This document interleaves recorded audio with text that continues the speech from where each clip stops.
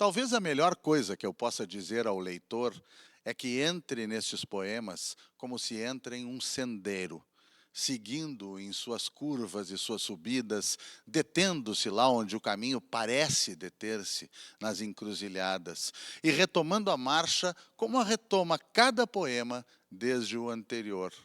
Um só e único poema nasce de todos eles. O último ilumina o primeiro, como o primeiro contém o último, e cada um é um passo na continuidade da estrada.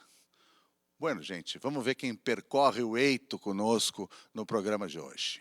De certa maneira, a leitura que a gente faz de um livro é um percorrer, né, um caminho próprio, e os encontros daí poderiam ser uma espécie de encruzilhada, onde os caminhos de cada leitor podem se entrecruzar, se encontrar, de repente se bifurcar ou se conectar, e vem um pouco desse ponto de partida. A banca se propõe a ser um espaço para concentrar produção local. Então, os 5 primeiros livros, por exemplo, dos 5 que a gente escolheu, 3 são de editoras locais. Então, ainda que não sejam autores locais, como Outro Clube e outras produções, teve produção local, porque, enfim, teve grandes editoras daqui de Porto Alegre concentradas nessa primeira escolha. Ela me diz, de um jeito ou de outro passa. Meu pai me diz, passa como der, passa quando der. O temerário diz, trabalhe que passa. Forrest Gump diz, ande sem parar, corra sem parar, que ao mesmo tempo vai passar, que ao mesmo tempo vai passar. Tá aí, Tito de Fraga, idealizador da Banca Aberta, e Alice Eunecave, mediadora do clube de leitura Sendeiros. E os músicos Arthur de Faria e Pedro Longes com seu novo trabalho Canciones con Drama.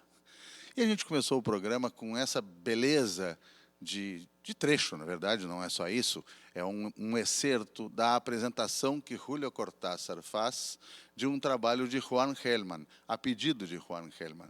Dois escritores argentinos caríssimos ao nosso canto do sul da terra, seja aqui, seja no rádio, né? E ele falando, Cortázar, nesse sendeiro, e nesse sendeiro que se conecta e se ilumina de uma forma permanente, falando nos poemas de Gelman, mas vamos tomar isso como algo que fala da literatura em geral, da literatura sendo contínua, criando um caminho em que cada eito desse caminho ilumina o anterior e anuncia o próximo. Esse sendeiro, isso nos cutucou e, sobretudo, pelo prazer de ter aqui na beira do fogo a Alice e o Tito, que estão transitando esse sendeiro. Muito obrigado. Ai, gente que agradece. Muito obrigada mesmo. É muito bom estar aqui. Obrigada, Metro. Não, nós é que agradecemos. 2 jovens americanos. Sempre me lembro quando eu era muito jovem, chegando em determinadas atividades na Argentina, no Uruguai, e me chocando positivamente com esse uso do americano. Os sendeiros que vocês propõem e transitam na literatura são sendeiros, em grande parte, hispano-americanos, né? Desse mundo da América e da América espanhola. Falem um pouco desse projeto. Enfim, são 2 projetos que a gente está trazendo aqui para comentar, mas vamos falar dos sendeiros. Que negócio é esse? Então, como tu já mencionou, é um clube de leitura e que tem esse desejo de percorrer vários lugares, vários rincones diferentes da América Latina. Não só a América Hispânica, mas em grande medida ela. E daí o nome vem muito disso também, dessa vontade de percorrer essas trilhas que conectam esses diferentes cantinhos, não geograficamente, mas por essa via da literatura. E da leitura, né? Tem uma coisa de reunir-se para ler, para compartilhar leitura, para escutar leitura. Como é que é essa dinâmica? Como é que funciona? Então, a cada mês a gente vai se encontrar na banca aberta para conversar sobre um livro de um país diferente da América Latina. A ideia é que seja em blocos, né, porque é muito país diferente para visitar. Então, a gente vai começar com 5 países para dar conta agora em 2025. E o nome vem muito disso também, dessa ideia de que, de certa maneira, a leitura que a gente faz de um livro é um percorrer, né? Um caminho próprio, e os encontros daí poderiam ser uma espécie de encruzilhada onde os caminhos de cada leitor podem se entrecruzar, se encontrar, de repente se bifurcar ou se conectar, e vem um pouco desse ponto de partida. Que fantástico, porque a Alice está fechando de uma forma absoluta com o que o Cortázar disse. As encruzilhadas que parecem deter o caminho, mas que não detêm, estão propondo uma outra forma de lidar com ele, ou um outro caminho, uma continuidade dele, enfim. As pessoas vão definindo isso, e a vida vai definindo isso, sendero afora. Tito, banca aberta, quando a gente ouve algo com esse caráter libertário, ou palavrinha que tem sido mal usada, eu estou usando no sentido mais antigo enfim, justo da palavra, né? Essa ideia de liberdade, enfim, que está numa proposta dessa, precisa de uma banca aberta mesmo, né? Ah, muito bom. Enfim, a banca ela se propõe, é uma banca de jornal aqui em Porto Alegre, no bairro Bonfim, e o nome ele veio muito fácil, assim, muito rápido. Ela se encontra na banca, na banca não, perdão, ela se encontra na Praça Berta Starosta. E por isso, enfim, fizemos esse trocadilho, mas que se transformou num grande ideário da banca, assim, enquanto espaço aberto, de fato, espaço livre. A gente se propõe a fazer diversos eventos, desde lançamentos até oficinas, até encontros de clubes de leitura. Já tem um que é focado em autoras, locais e contemporâneas, e agora os Sendeiros estreando, a gente está muito feliz assim com a repercussão que ele tem tomado, com os livros escolhidos, assim, que também abarca a proposta da banca. A banca se propõe a ser um espaço para concentrar produção local. Então, os 5 primeiros livros, por exemplo, dos 5 que a gente escolheu, 3 são de editoras locais. Então, ainda que não sejam autores locais, como outro clube e outras produções, teve produção local, porque, enfim, teve grandes editoras daqui de Porto Alegre concentradas nessa primeira escolha. É uma ideia muito interessante, porque quando tu fala em clube, tu tem a impressão de uma circunscrição, eu não vou usar a palavra fechado, não é para tanto, mas uma circunscrição das pessoas que participam, é um grupo específico, né? Um grupo dado. Ainda estou escapando da palavra fechado. Mas aí, quando tu fala num espaço como esse, numa proposta como essa, tem um aspecto de é só chegar. Tem isso também? A gente tem um slogan que é Leituras Latino-Americanas em Praça Pública, porque a banca aberta está numa praça pública, por óbvio, e, enfim, ela é completamente aberta para quem quiser ir. Enfim, a gente aguarda a visita e a participação de quem se interessar pelo clube. Exatamente, sem restrições de fato, justamente para que quanto mais caminhos participarem, melhor. E se as pessoas quiserem se envolver nessa dinâmica de leitura, de proposição de título, é possível fazer isso? Tem uma previsão disso? A gente tem pensado muito nisso. Por enquanto, toda a divulgação do clube tem sido via redes sociais. E como é tudo muito novo, tá tudo bem incipiente também. Mas eu e o Tito, a gente estava até conversando antes, por exemplo. Agora, a gente resolveu começar por alguns países que talvez trouxessem obras que não são lidas com tanta frequência, muitas vezes, ou que países que têm menos autores publicados em língua portuguesa do que outros. Mas como tem essa ideia também de, eventualmente, chegar em países como a Argentina, que tem um monte de autor contemporâneo e autoras contemporâneas publicados aqui no Brasil, tem essa ideia de, poxa, como é que a gente vai entender escolher entre esse mundaréu de gente massa que está escrevendo agora? Não, isso vai ter que ser uma decisão conjunta. Então, essa primeira leva a gente acabou escolhendo entre nós, muito para conversar também com a proposta da banca de apoiar editoras independentes, editoras locais, mas a ideia é que seja uma caminhada construída em conjunto mesmo. Pois é, e é super compreensível que num primeiro momento tu não pudesse fazer essa construção tão coletiva e tão aberta, porque tu tem que colocar em marcha. E aí eu gosto muito da expressão, bem desse idioma nosso e nosso vizinho, que é o espanhol, que é o sobre la marcha, as coisas que vão se dando no caminhar, né?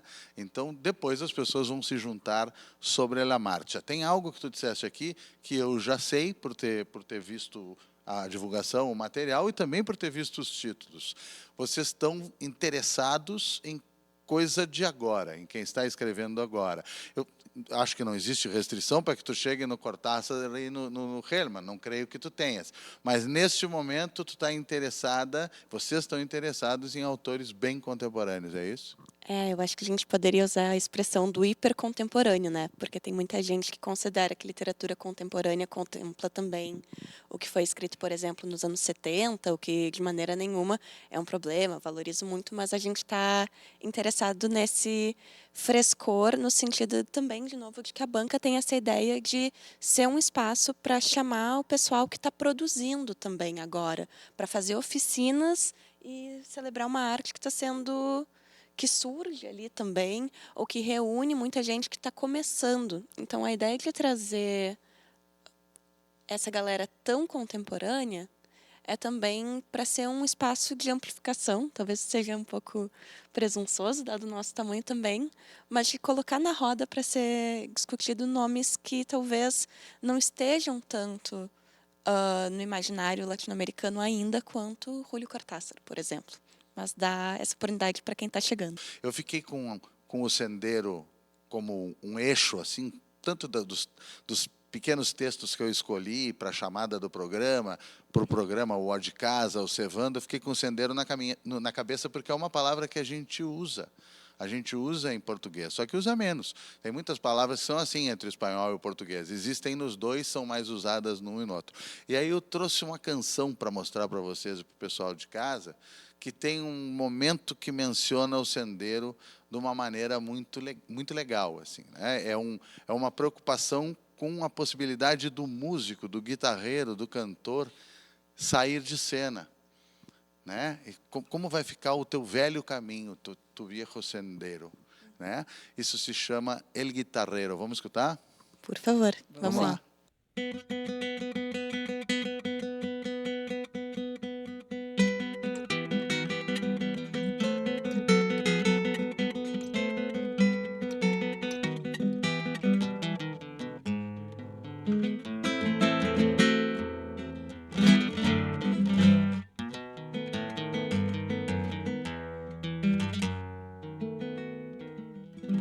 Guitarrero, con tu cantar me vas llenando de luz el alma, porque tu voz temblando está, corazón adentro de la farra, porque tu voz temblando está, corazón adentro de la farra, como un puñal clavado está el grito arisco de la baguala y el eco de tu corazón se vuelve bombo en las cacharpayas y el eco de tu corazón se vuelve bombo en las cacharpayas. Si alguna vez el tiempo calla para siempre tu guitarra, sobre tu sombra era el viento quemando maderas de jacarandá. Adiós, adiós guitarrero, tu viejo sendero, ¿qué rumbo he tomar?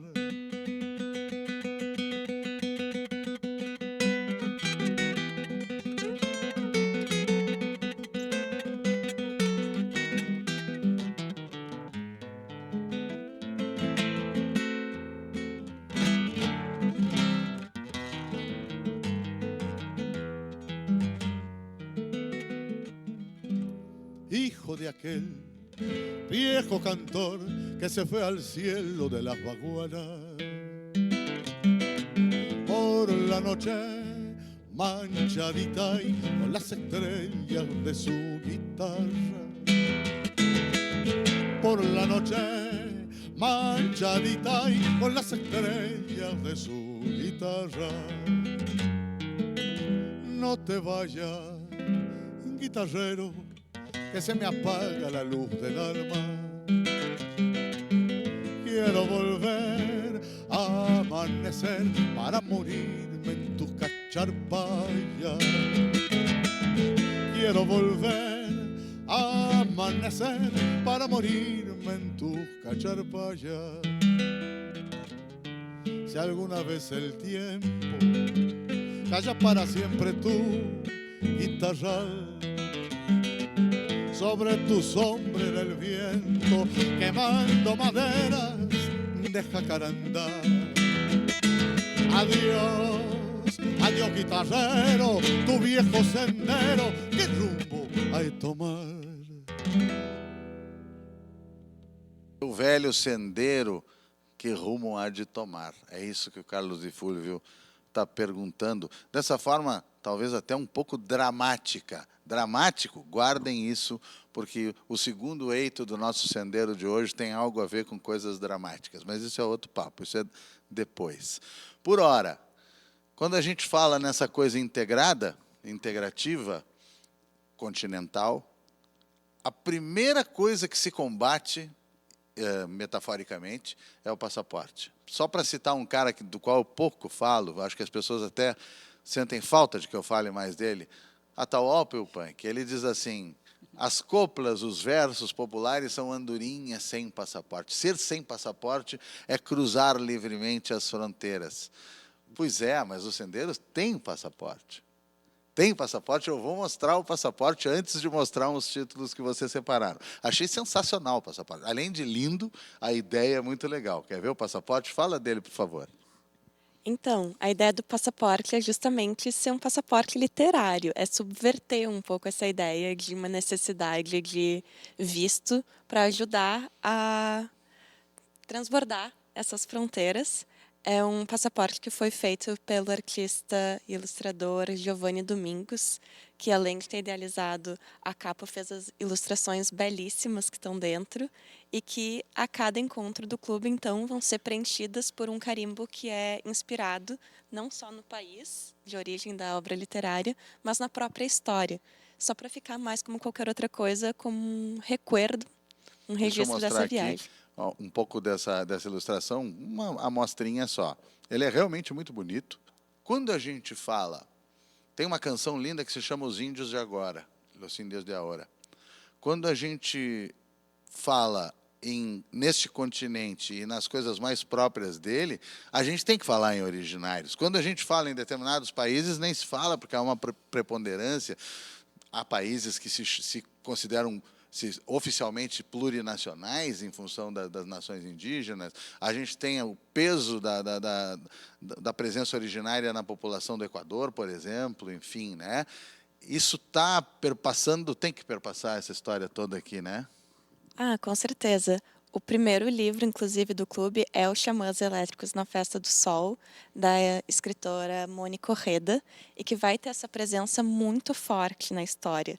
Para quem não sabe, se trata de um festival chamado a Festa do Sol, como dá para imaginar, em que esses jovens equatorianos vão para um vulcão e o que se toca é justamente uma espécie de mistura de músicas folclóricas indígenas com elementos super, ultra, mega contemporâneos também. Então, algo talvez um pouco parecido com o que o Festival do Tisme está se propondo a fazer aqui em Porto Alegre, algo como uma espécie de eletro-chamamé, poderia a gente dizer assim, se fosse transpor para a nossa realidade daqui.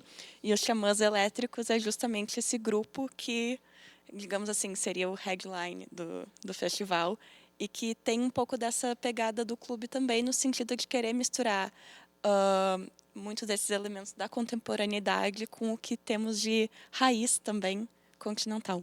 Vamos seguir aqui, eu estou na ordem dos encontros. Olha só, fala desse aqui agora. O Terra Fresca da Sua Tumba é um livro da escritora Giovanna Rivero. Ela é da Bolívia e se trata daí de um livro de contos. a gente tem 6 contos mais longos, assim, e que vão seguir uma onda meio do fantástico, meio do terror. Tem alguma coisa que estão chamando ali também de realismo fantástico, mas que se insere um pouco nessa tendência que a gente observa bastante em escritoras latino-americanas contemporâneas, como a Mariana Enríquez, a Samantha Schweblin, ou também como, enfim, outras obras que têm esse quê de perturbador e meio insólito. A gente não sabe se está perturbado pelo elemento do fantástico ou com que a gente identifica também naquele grotesco do que a nossa realidade tem, que talvez seja mais assustadora do que aquelas imagens tão bizarras e fantásticas que elas estão propondo. Também é interessante que a gente está lidando com obras traduzidas, né? Com obras em português. Deixa eu mostrar a terceira do que vem a ser o terceiro encontro do clube, né?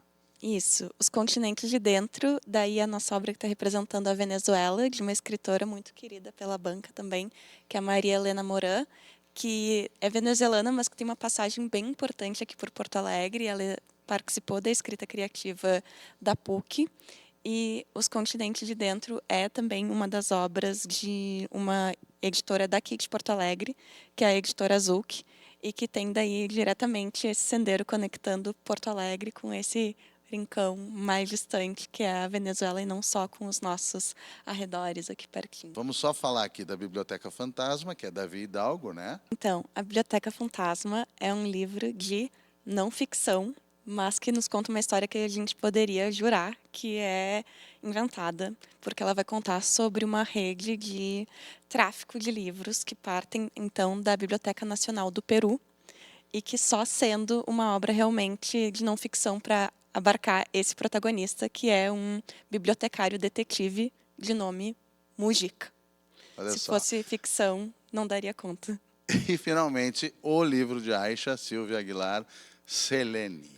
Isso, é um lançamento super recente da editora dublinense, escrito por uma escritora mexicana, mas que vai contar sobre a história da irmã dela, que depois de uma temporada na Europa, volta muito envolvida com uma nova religião e como isso, enfim, influenciou na vida dela, da família, no seu retorno. É preciso mapear, conectar ou estar conectado previamente com editoras que tenham esse sentimento, esse interesse, esse cuidado, né? Isso aí tem critérios que são muito claros e que talvez o tal do mercado editorial ou os tais dos mercados não tenham o maior interesse do mundo preponderantemente nisso. Isso funciona como algo viável em termos de nichos ou funciona como algo que não está tão interessado na questão mercado? Eu acho que a gente tem boas editoras no Brasil publicando de forma nichada literatura hipercontemporânea latino-americana. Assim.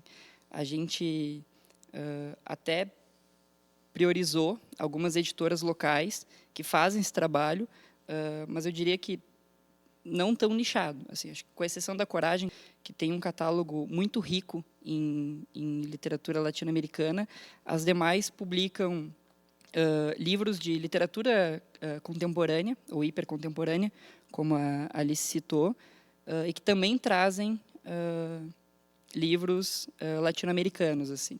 Muitíssimas graças por compartilhar o sendero conosco e abrir a banca para nós aqui. De novo, a gente que agradece, foi uma delícia estar aqui contigo. Agradeço muito o convite, enfim, conte com a gente e aguardo a visita e o interesse do pessoal que quiser participar desse clube e participar da banca também. A gente é que agradece, belos projetos. Vamos para o intervalo, mas vamos para o intervalo cevando a palavra.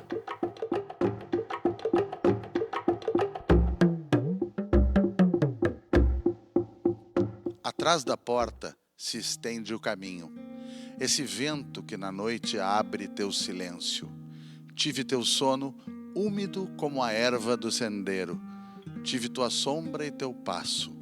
Vim caminhando e reconheci tua porta e a árvore junto ao rio. Há que partir e chegar muito mais longe, esquecer-se do céu e do silêncio.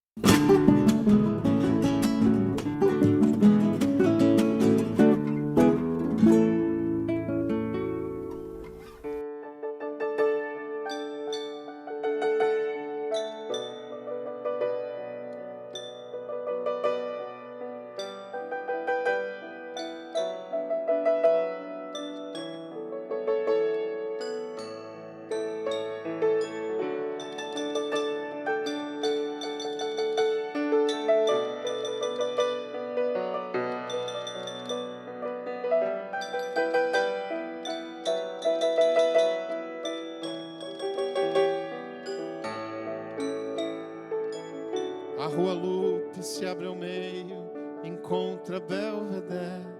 O trem saúda lá de baixo com apitos de tristeza. Aquelas filas infinitas saindo da central. O calçamento foi tapado, mas tuas pedras seguem ali. A primavera nesse bairro se chama solidão, se chama gritos de ternura pedindo pra ficar. E abre logo, tá chovendo, já não vão se apertar.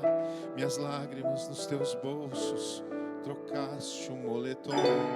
Um dia nos encontraremos em outro carnaval. Teremos sorte se aprendemos que não há nenhum lugar, que não há barco, cais ou porto que possa dissolver o esconderijo do que fomos. O tempo está em haver.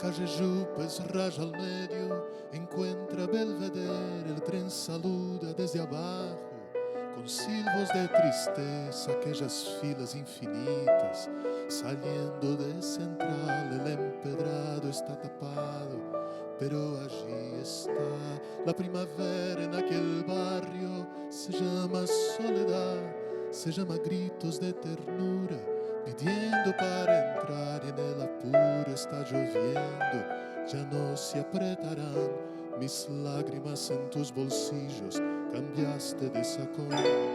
Un día nos encontraremos en otro carnaval, tendremos suerte si aprendemos que no hay ningún rincón, que no hay ningún atracadero que pueda disolver en su escondite lo que fuimos. El tiempo está después.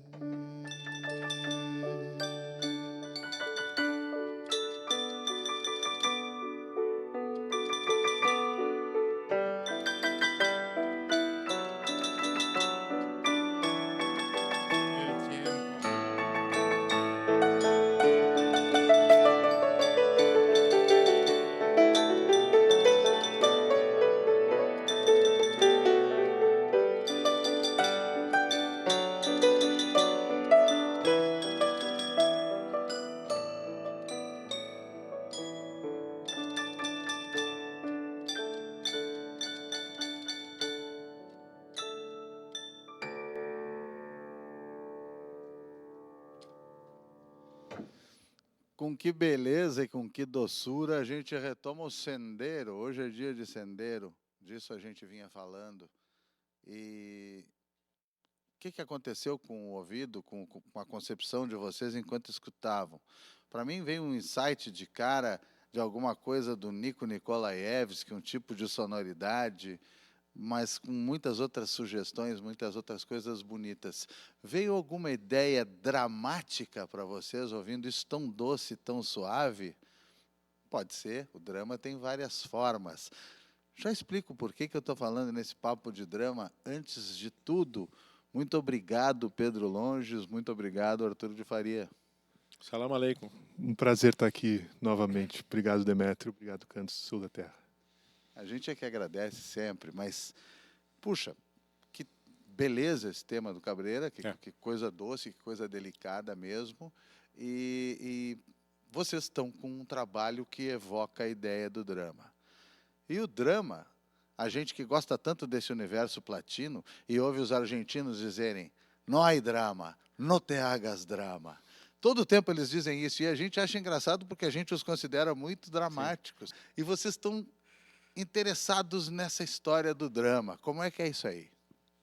Eu acho que foi o que nos uniu, na verdade. A gente se encontrou por acaso, porque, assim, quer dizer, um já conhecia o trabalho do outro, mas aí alguém me fez a sugestão de eu fazer um show convidando o Alexandre Dil, ator, me propôs de eu fazer um show convidando alguém mais jovem. Aí eu lembrei imediatamente do Pedro, que eu estava querendo fazer alguma coisa com ele já. E aí a gente foi achar os pontos em contato. E os pontos em contato eram esses, né? O Sul, né? Que o Sul, que como todo mundo sabe, começa na Caja Rivadavia, como diria o Borges. Assim é. Mas o Sul, esse Sul do mundo, né? Uruguai, Argentina, Chile, Rio Grande do Sul. O Pedro morou no Chile, tem uma paixão muito grande pela música da Argentina e do Uruguai, como eu tenho também, né? Me mostrou muita coisa do Chile que eu não conhecia.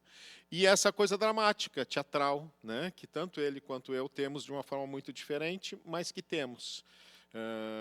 E que ontem até a gente estava falando nisso e a gente se deu conta, na verdade, que é um foco na letra, né?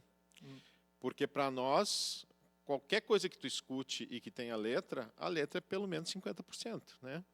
Os outros 50% é tudo, é a música, é a gravação, é o arranjo, é não sei o quê, mas a letra é 50% de uma Tu canção. te referes a vocês dois, esse para nós. Sim, esse para nós, assim, é. Tanto ele quanto eu pensamos isso, né? Então, essa importância do texto, do que está sendo dito, e esse foco em interpretar esse texto, porque às vezes o Pedro, por exemplo, é um grande cantor, eu não sou. Mas nós dois, eu acho que nos esforçamos muito para ser os melhores intérpretes possíveis. E isso é focar na letra, focar no que tu está dizendo, estar dentro do que tu está dizendo. Como um ator é um intérprete de um texto, como um bailarino é um intérprete de uma coreografia, né? É te convencer que isso que não foi tu que escreveu está sendo dito naquele momento por ti para a pessoa que está escutando, né? É disso que se trata. Faz pensar aquele negócio do Darim, de uma espécie de pacto de mentira que rola entre o artista e o público. Olha, eu estou acreditando, acredita também que a coisa acontece. Mentira entre mil aspas, seria uma alma, um sentido do drama, do dramático, né? E eu fiquei pensando no seguinte, o Pedro veio aqui, quem acompanha o Cantos na TV já o escutou, e deve talvez ter ficado na dúvida, ele estava com um layout bem diferente, mas aí quando ouve o canto super particular, super bonito dele, já sabia certo que era o Pedro Longes. Mas estou falando nesse conceito de sul, eu tenho que dizer que ele está parecido com Leminski. Não é? Ele puxou, ele subiu um pouco esse paralelo aí, está com uma certa cara de Leminski. E Leminski, falando de um poeta daquele tipo, aponta para o que tu estava dizendo. O Sul é muito texto, né? Sem querer colocar as coisas em gavetinha e tal, não se trata disso. Mas a música do Prata, a música do Chile, em grande parte, e a música do nosso sul do Brasil realmente mordem mais o texto, né? Não sei se tu tem essa sensação. Tu já disseste que isso um pouco aproximou vocês. Como é que funciona isso para ti, Pedro, cantor? Eu acho que foi uma coisa que foi acontecendo, evoluindo para mim, né, de olhar cada vez mais para o texto como uma fonte de me conectar com as pessoas, e, né, seja através da TV ou no show, né, eu sinto que eu posso chegar mais. E eu acho que a emoção que tem que sempre reger o caminho do cantor, né? A gente tenta emocionar. E eu acho que o texto é isso. E eu acho legal esse encontro também, esse formato, porque a gente trabalha olhando para o texto, mas a gente tem, digamos assim, formas vocais de fazer diferente. Eu acho que tem um contraste. E isso é uma parte do drama do projeto também. O Arthur, às vezes, vai mais para o coloquial, eu vou um pouco mais impostado. Então, a gente joga com essa diferença também, né, nessa conversa desse show. É interessante demais isso, porque o Arthur é um cara que está a vida inteira super envolvido com o arranjo, que tem uma atenção fora do comum às possibilidades dos instrumentos, das formações, né? Tanto que usa instrumentos inusuais, mas ao mesmo tempo, em geral, nos teus arranjos, tu está muito interessado, como outros arranjadores, mas é notavelmente isso. Pá, eu quero ver a voz daquele tipo de instrumento ali, dialogando com isso, com aquilo, isso é muito perceptível. E muitas vezes essa canção mais de texto aqui do sul do continente meio que deixa de lado o instrumental e arranjo e até mesmo melodia. Vou dar um exemplo extremamente folclórico, não pensem que isso tem algum preconceito, porque todo mundo sabe que é algo que eu adoro. Milongas pampianas argentinas. Às vezes elas têm uma única melodia extremamente simples e ela serve só, e aquela mão direita idêntica o tempo inteiro, serve apenas para dizer aquele texto. Vocês não estão fazendo isso, vocês estão enrolando ele em muito bela música, né? É essa tradição que é a coisa que vem lá dos trovadores, né? Que é a coisa de falar, a coisa de cantar o texto, mas como se tu estivesse dizendo uma coisa. Tu tá contando uma história, né? Tu tá informando uma coisa. E isso é a tradição tanto da milonga quanto do Bob Dylan, quanto de uma certa forma, ainda que com muito ritmo, do Jorge Ben, né? O que está mandando ali é o texto. O que está mandando ali no caso do Jorge Ben, o ritmo e o texto. Mas assim, nós estamos servindo para dizer alguma coisa. E eu acho isso muito importante. Eu nunca tinha parado para pensar nisso, porque sim, eu tenho um trabalho instrumental que é muito forte na minha vida inteira. Mas isso nunca me fez pensar que quando eu estou fazendo uma canção, 50% de tudo aquilo lá, toda aquela trabalheira que eu tive, é só 50%, porque os outros 50% é o que está sendo dito. E eu acho que isso é também uma coisa que, às vezes, quando eu trabalho como arranjador, também é uma coisa que, com a idade, tu vai aprimorando, né? Mas é de ter isso muito claro, né? Tu não pode atropelar. Olha os arranjos que o César Camargo Mariano e a Elis faziam para os discos da Elis. São arranjos absolutamente extraordinários, incríveis, mas sempre, em primeiro plano, está a canção. A canção está ali. Eles faziam um arranjo com a letra da canção e não com a partitura, né? Porque o que importava era o que ia ser dito. Então, eu acho que isso é muito, muito importante. E para ti, um pajador, então, mais do que tudo. E, ao mesmo tempo, isso vem aparecendo num cara que, eu não sei se a ordem é essa, na cabeça da gente, pensando em Arthur de Faria, a ordem seria essa, que depois da música é um cara da literatura. Sim. E é um escritor. É a ordem, né? Também o bicho pega por aí, talvez até nos níveis de autoexigência desse trabalho, vamos dizer assim. Sim. Vamos seguir essa conversa para explicar melhor por que isso de drama, mas antes, por favor, encenem algum outro momento dramático. E tu falou do Nico, isso é muito do inconsciente, cara, é muito doido, porque tu não é o primeiro a falar nesse arranjo que tem muito o piano do Nico. E tem muito o piano do Nico, e não foi consciente, é uma coisa assim, o Nico é de compositores daqui de Porto Alegre, é sem dúvida a minha maior influência. Eu estou fazendo há um tempo um show só de músicas do Nico Nikolaevski e tal. Então o Nico paira sempre, não só para mim como compositor, como também como pianista, né? Essa música que a gente vai fazer é uma parceria da Eminha com a Alessandra Leão, que é uma grande compositora, percussionista pernambucana. A Alessandra, naquela época braba de pandemia, me mandou essa letra e eu musiquei. E daí, pensando nisso também, mais uma prova de que o que é importante é o texto.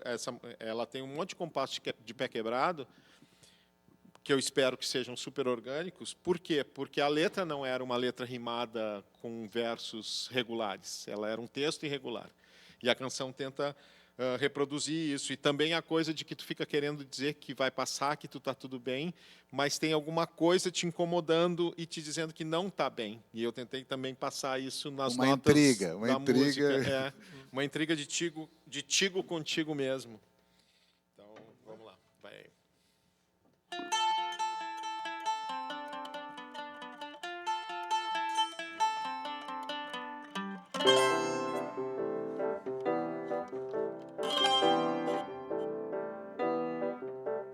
Você me diz que vai passar, ela me diz, de um jeito ou de outro passa. Meu pai me diz, passa como der, passa quando der. Você me diz que vai passar, ela me diz, de um jeito ou de outro passa. Meu pai me diz, passa como der, passa quando der. A minha amiga diz que dói, mas passa. O meu amigo, esse não diz nada não, não diz nada não. Só segura minha mão. Você me diz que vai passar, ela me diz, de um jeito ou de outro passa. Meu pai me diz, passa como der, passa quando tem. O temerário diz: trabalhe que passa.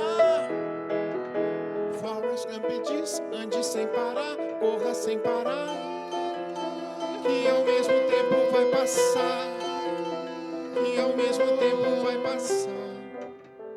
A yoga diz: respire na torção que passa. A poesia diz: passe pro papel.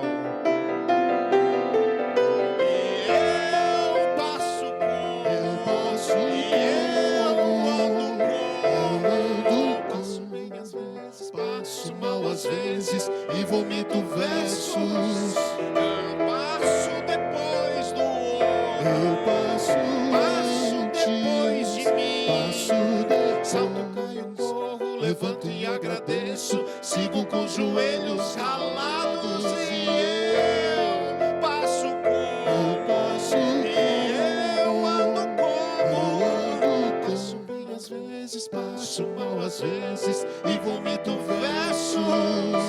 Passo depois do outro. Eu passo depois de mim. Salto, caio, corro, Levanto e agradeço. Sigo com os joelhos ralados. passada.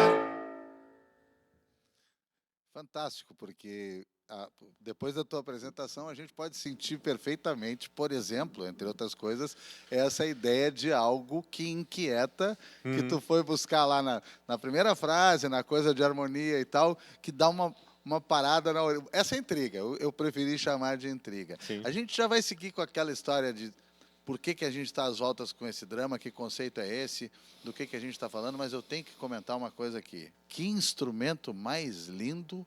Ele é lindo, é realmente lindo. Este piano aí, conta um pouquinho desses instrumentos aí. Esse instrumento é um bandolim, né? É uma mandolina, porque o bandolim, quando veio para o Brasil, ele passou a se chamar bandolim, foi para os Estados Unidos, passou a se chamar mandolin, mas o original é esse instrumento italiano, mais precisamente de Nápoles, que é a mandolina napolitana. E essa belezinha aí tem 120 anos de idade, né? Ele foi reformado, ele tem exatamente 120 anos de Tem idade. certidão, tá no rótulo, ele me mostrou aqui. Não precisava mostrar porque eu acredito no Arthur, sempre acreditei, mas está ali, tem certidão de nascimento. E é o instrumento de onde saiu o bandolim brasileiro, né? Até os anos 40, o bandolim, inclusive no Brasil, que se usava para tocar choro, tudo, tinha esse formato. Foi o Jacó do Bandolim que teve a ideia, e se eu fizer um bandolim com formato de guitarra portuguesa menorzinha? E daí ele pegou a guitarra portuguesa, aquela que tem aquele formato de figo, e adaptou o bandolim para isso, e é como ficou o bandolim brasileiro. E isso aqui é um pianinho de brinquedo. É um pianinho de brinquedo que é um instrumento que eu acho absolutamente extraordinário. Que te acompanha também, porque Me acompanha há já muito lidaste tempo. com ele bastante. Não, esse rapazinho já fez tanto show, já gravou tanto disco. E é um instrumento que eu gosto muito, que ele é usado. Enfim, as pessoas usam ele como brinquedo, mas ele também tem muita coisa escrita para ele. O John Cage, compositor de vanguarda norte-americano, tem um monte de sonatas para piano de brinquedo. Existe concerto para piano de brinquedo. Claro que daí um maiorzinho, né? Porque esse aqui é bem pequenininho. E eu acho que ele te joga num terreno do lúdico, assim, de uma coisa, te remete para uma coisa infantil imediata, assim, né? Ao mesmo tempo que reforça para, talvez, como no caso daquilo de influências que possam estar ali e tal, no que tu está fazendo, talvez algo que tu próprio não penses, mas quem te escuta, assim, reforça aquela ideia da tua doideira com os timbres, né? Sim. Inclusive, botar os dois juntos é muito interessante, esse vó e neto, vô e neto, não sei, tem uma coisa tua de procurar timbre de uma maneira muito clara. E tem uma piada adicional nossa aqui, quando a gente falou, primeira vez que eu sugeri, porque tinha algumas músicas que o Pedro tocava violão e tal, eu disse, cara, e se tu tocasse o bandolim? Porque levanta, Pedro, pelo amor de Deus, levanta e segura o bandolim. É porque olha o tamanho desse homem, com esse instrumentinho. Não. Isso ficou... também é um negócio, isso também é um signo, né? É verdade, com esse figuinho ficou... Mas deu certo. Deu certo. Deu certo. E a gente gravou no disco, né? Esse disco que saiu agora, né? Exatamente. Faz pouquinho, assim. E eu acho que a escolha da instrumentação é uma coisa, a gente provou muito, assim, esse show foi acontecendo de muitas reuniões, muitos cafés, né? Isso é Muitos muito legal. cafés. Antes de tocar, a gente é muito amigo, assim, de ficar conversando sobre as coisas e tal, Ficar ouvindo música, de ficar ficar ouvindo ouvindo coisas. música, né? Eu acho que isso é super, super importante, né? E eu lembrei de uma coisa que eu acho que tem a ver com a questão da instrumentação, né? De não usar, talvez, o violão, que é essa coisa do lúdico também. O drama, né, como uma ficção que a gente convida as pessoas para ir no show e entrar nesse mundo lúdico, naquele momento que tem início, meio e fim ali, fantasiar um pouco, né? Eu acho que eu nunca tinha pensado também sobre isso, mas o drama também tem a ver com isso, com a ficção, né? Essa importância da ficção. Pois é, aí que eu queria chegar, que vocês dissessem para as pessoas, nós estamos falando e mostrando atos dramáticos aqui com cada um desses temas que a gente ouviu, é uma amostra do pano. Nós estamos falando de um corpus aí que tem a ver com espetáculo, tem a ver com registro, com gravação, tem o seu conceito. Falem um pouquinho disso. A gente está lançando, né? O primeiro seria um compacto triplo, se fosse no tempo do vinil, porque são 7 músicas. E aí tem Noel, bem um recorte bastante eclético, mas que tem essa coisa de todas as canções, elas contam histórias, elas te batem de alguma forma. Então tem essas duas que a gente já fez. Tem Noel Rosa, Quando o Samba Acabou, que é um samba de 1932, que conta de um assassinato. Tem Gabriela Mistral. Tem Gabriela Mistral, que vai ser a última que a gente vai fazer. E tem... Me ajuda, que mais? Bom, enfim, o show tem música do David Bowie, tem música do Charlie Garcia, e tem música do Léo Maslia. E tem recitado, tem declamação. Tu estava falando em texto. Tem também essa presença em alguma medida. Talvez no do Léo Maslia, né? O Léo mais Maslia próximo. É muito falado. E tem essa coisa, isso de... Porque quando a gente foi gravar, a gente pensou, tá, mas vamos botar baixo bateria, botar uma banda, botar violão, né? Não, vamos manter esse formato, que é esse formato íntimo, né? Que é a dor pequenininha, porque o drama pode ser tanto, meu Deus do céu, quanto os pequenos dramas pessoais de cada um, né?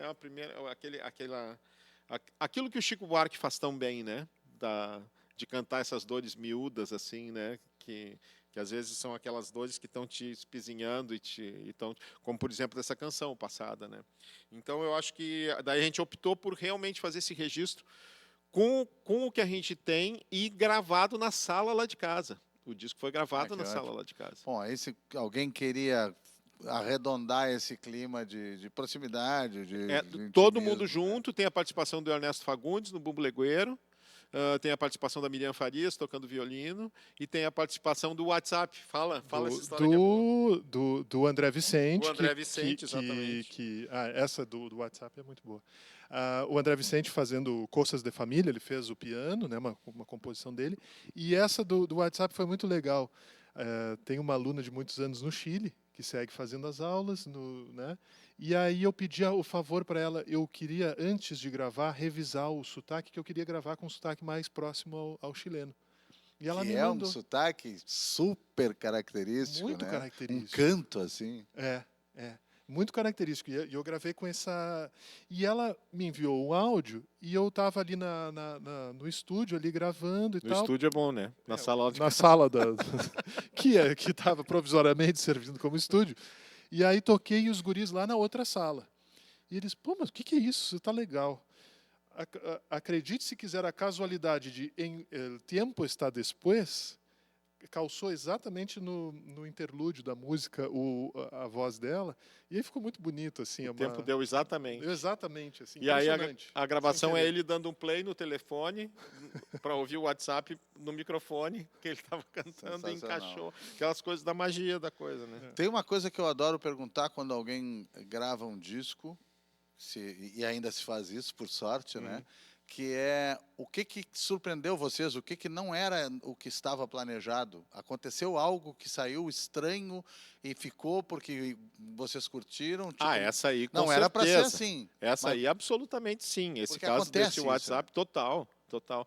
Tem uma frase que eu acho, daquela canção dos Titãs, né, que é É engraçado porque essa canção é uma paródia de um texto do Borges que ele nunca escreveu, né? Que era um texto que circulava como sendo do Borges e não era dele, né? Se eu pudesse viver de novo Ah, e tal, não sim, sei o sim, que, sim. tá.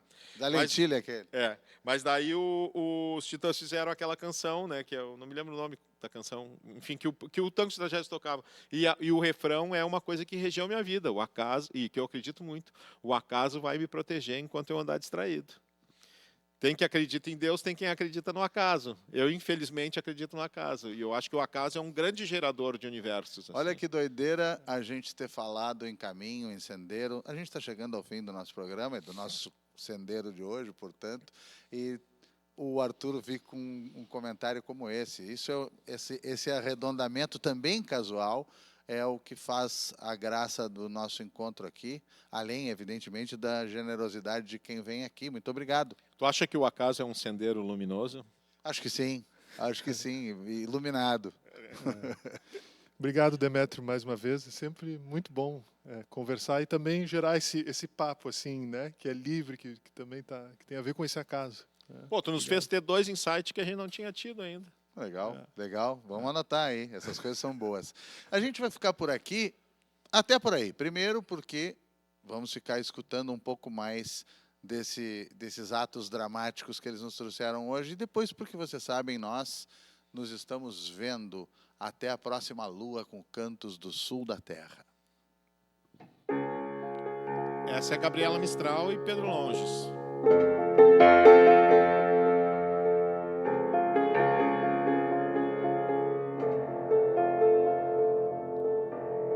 Tengo la dicha fiel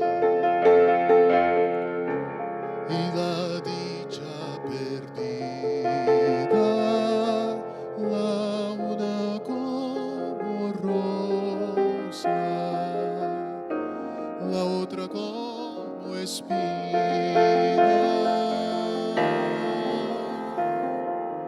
De lo que me robaron, no fui desposeída. Tengo la dicha fiel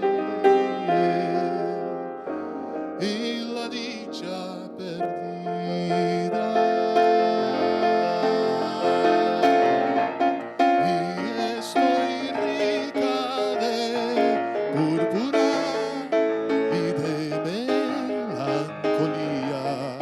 Ay, qué amante es la rosa y qué amada es la espina. Ay, ay, ay, ay,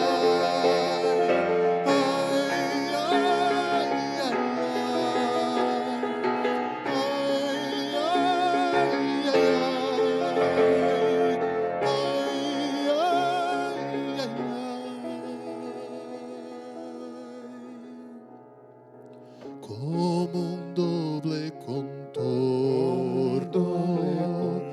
de dos frutas mellizas. Tengo la dicha fiel y la dicha perdida.